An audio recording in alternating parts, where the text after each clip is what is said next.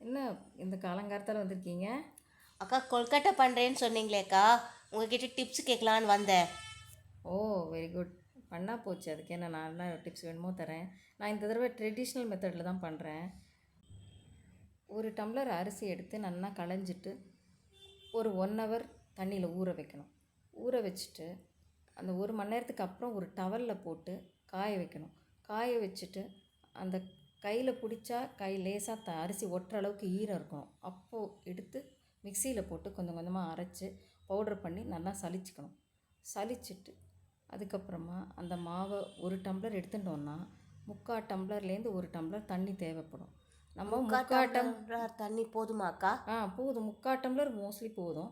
அதில் இல்லைன்னா நம்ம கொஞ்சம் எக்ஸ்ட்ரா தண்ணி ஒரு 1/2 டம்ளர் பக்கத்தில் வெந்நீர் வச்சு ரெடியாக வச்சுட்டோன்னா இதை இந்த மாவு தண்ணியை விட்டு கொதிக்கணும். நல்லா கொதிக்கும்போது ஒரு கரண்டி பால், 1 ஸ்பூன் நல்லெண்ணெய், ஒரு சிட்டிகை உப்பு போட்டு நல்லா கொதி வந்ததுக்கப்புறமா இந்த மாவை போட்டு கட்டிப்படாமல் கிளறணும். பொறுமையாக கொஞ்சம் கொஞ்சமாக மாவு போட்டு கிளறிட்டு அதுக்கப்புறமா நல்லா சாஃப்டாக வெந்துருத்தான்னு பார்த்துட்டு தேவைப்பட்டால் தண்ணி தெளித்து கிளறிட்டு கொஞ்சம் நேரம் அடுப்பில் அப்படியே மூடி வச்சிடணும்.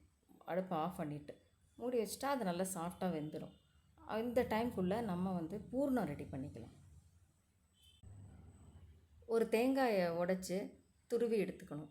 1 கப் துருவலுக்கு 3/4 கப்பு வெல்லம் துருவி எடுத்துக்கணும். ரெண்டையும் மிக்ஸ் பண்ணிவிட்டு ஒரு வாணலியில் போட்டு கிளறிக்கணும். நல்லா ரெண்டும் சேர்ந்து சுருண்டு வந்ததுக்கப்புறம் 1 ஸ்பூன் நெய்யும் ஒரு சிட்டிகை ஏலப்பொடியும் போட்டு நல்லா மிக்ஸ் பண்ணிவிட்டு அப்புறம் இறக்கி கீழே வச்சுட்டு ஆறின அப்புறம் சின்ன சின்ன உருண்டையாக பிடிச்சி வச்சுக்கணும்.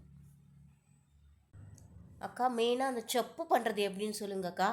ஓகே, சொன்னால் போச்சு.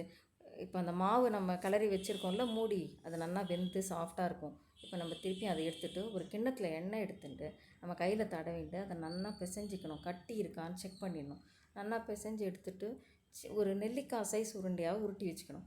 உருட்டி வச்சுட்டு அந்த உருண்டையிலேருந்து ஒரு உருண்டை எடுத்து அழகாக ரவுண்டாக குழியாக செப்பு பண்ணிக்கணும். மெல்லிசாக இருக்கணும். மெல்லிசாக இருந்தால் தான் உங்களுக்கு நல்லா ஸ்வீட்டாகவும் இருக்கும், சாஃப்டாகவும் இருக்கும் கொழுக்கட்டை.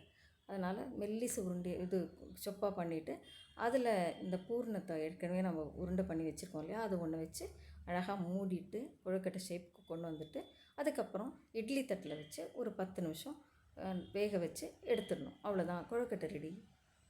தேங்க்ஸ் அக்கா.